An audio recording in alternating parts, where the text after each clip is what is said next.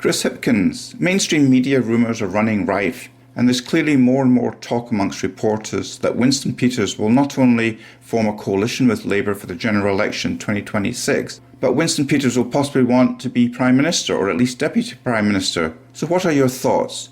Will you and Labour work with Winston for the sake of New Zealand and all Kiwis? Winston Peters seems to spend a lot of time thinking about the Labour Party. Winston Peters doesn't get to choose the leaders of other political parties. He may get to choose the leadership of New Zealand First because he really is the only MP in New Zealand First. But he doesn't get to choose the leadership of any other political party. I think New Zealanders are sick of Winston Peters. I think New Zealanders have had a guts full of Winston Peters holding the country to ransom. OK, Chris, that's pretty clear.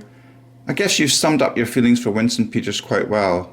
As far as you and Labour are concerned, Winston Peters can go and get, well, you know the rest. OK, change of subject. Let's talk capital gains tax on investment properties. As you know, house prices have been very high for some time now, and you'd like them to fall in price, especially to help first home buyers. So how do you expect to make capital gains tax if prices stabilise or fall? What makes you think that investment house prices will increase so you can tax the capital gains? We've worked off the tax working group's recommendations and their modelling, which is based on the long-run average of house prices over a very long period of time. And you see, over that long period of time, you get periods where house prices grow faster and other periods where house prices grow slower. So that's based, our modelling, as the tax working group was, is based on that long-run average. All the economists are now picking a return to the normal long-run average of house price increases.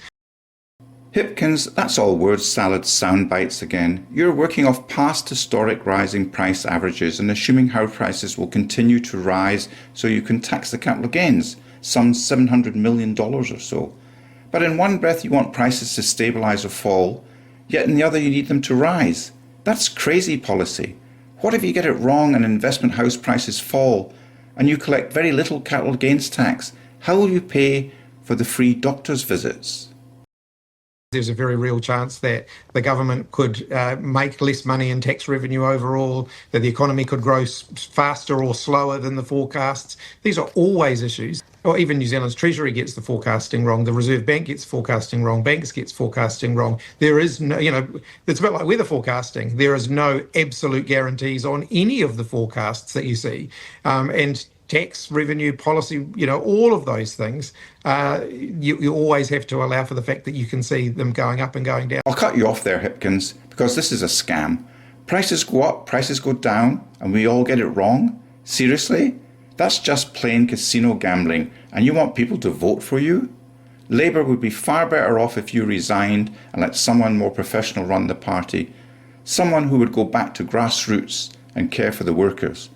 Thank you for listening. WhangāreiTim.